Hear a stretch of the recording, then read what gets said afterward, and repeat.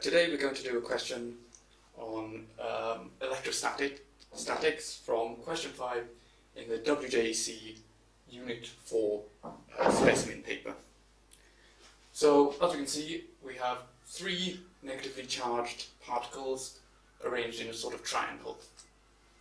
So, the first question asks you, at point P, draw the electric fields due to the 3 particles. So what you really need to notice is that they're all negatively charged. So a positive test particle will be drawn towards them.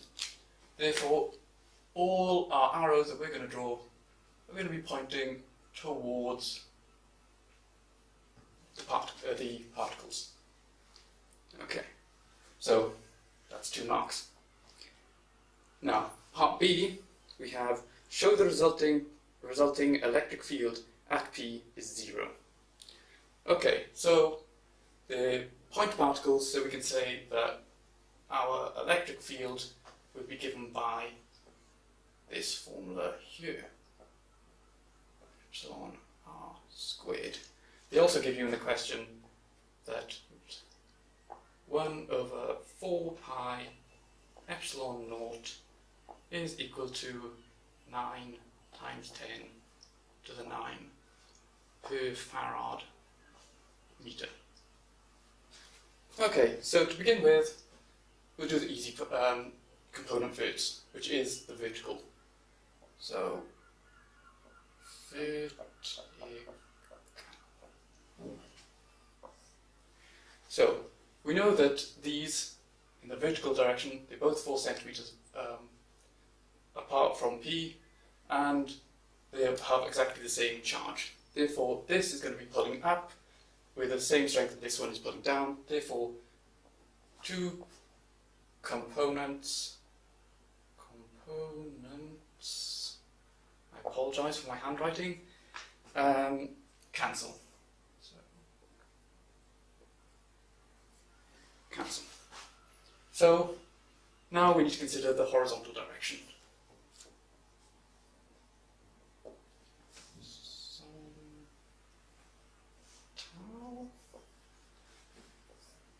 Right, so first off, let's consider the field from this particle, which I'm going to call 1. The field from this particle is E1, which is simply minus 2.4 times 10 to the minus 9, because of the nano, all over 5 times 10 to the minus 2, because of the centimeters, times by our 1 over 4 pi epsilon.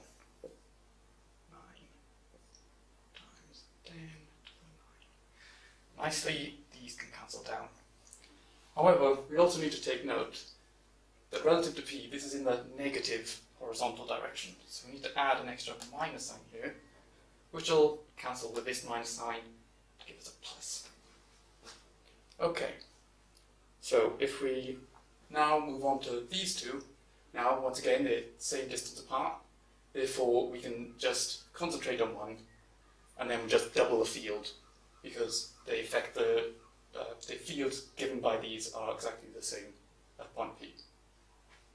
So E2 will equal, okay, so it's minus 2 times 10 to the minus 9 all over 5 times 10 to the minus 2 times 9 times 10 to the 9.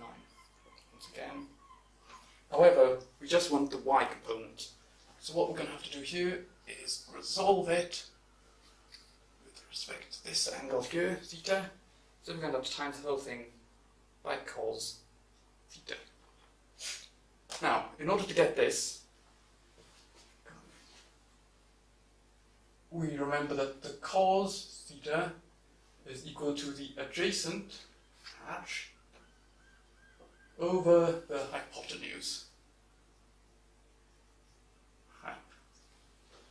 Okay, so we know what the hypotenuse is, it's going to be 5. The adjacent can be worked out using Pythag.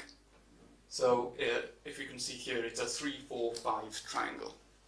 So here we know that cos theta is equal to 3 over 5. So we can replace this cos theta in here with 3 over 5.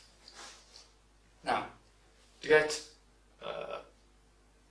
E total in the horizontal direction, we simply add E1 plus 2 E2. Now, plugging that into your calculator, you'll get 8640 for E1 plus 2, and then minus 4,320 newtons per coulomb. And you can see that this is half of that, therefore it equals 0. Can you see that? So the next part of the question is easier. Calculate the electric potential. So the electric potential is simply given by Q over 4 pi epsilon naught R. And unlike the electric field, this is a scalar, so we don't have to resolve in components. So, once again, looking at this one, you can see that V1 is just simply 2.4 times 10 to the minus 9 all over 5 times 10 to the minus 2 times 9. Okay, which will give us minus 432 volts.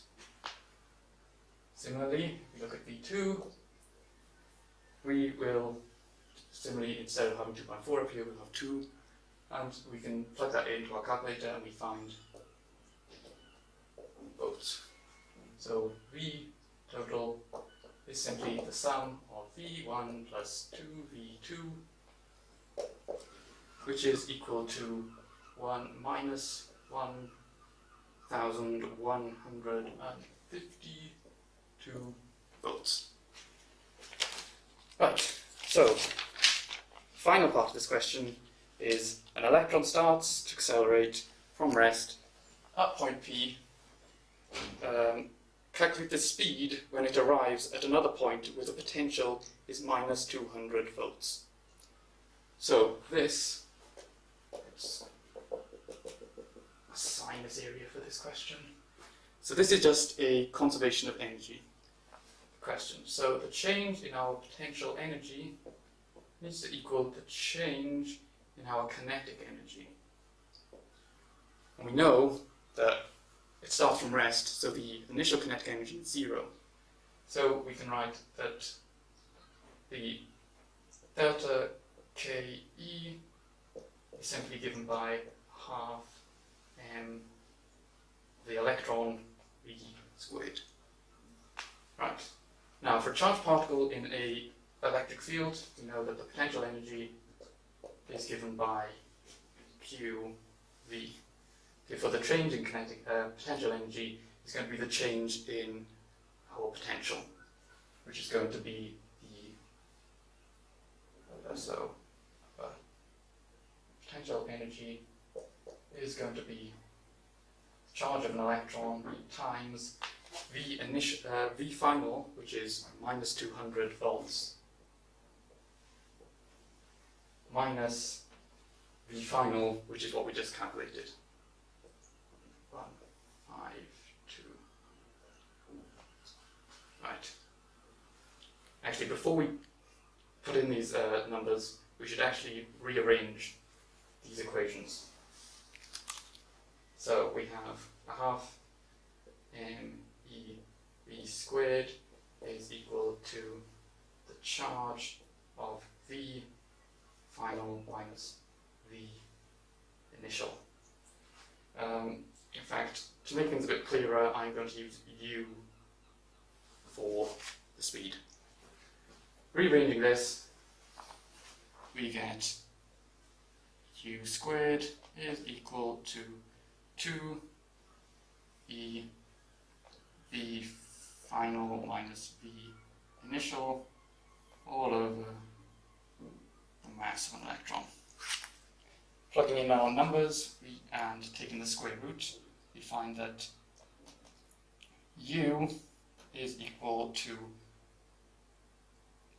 18.3 times 10 to the 6 meters per second.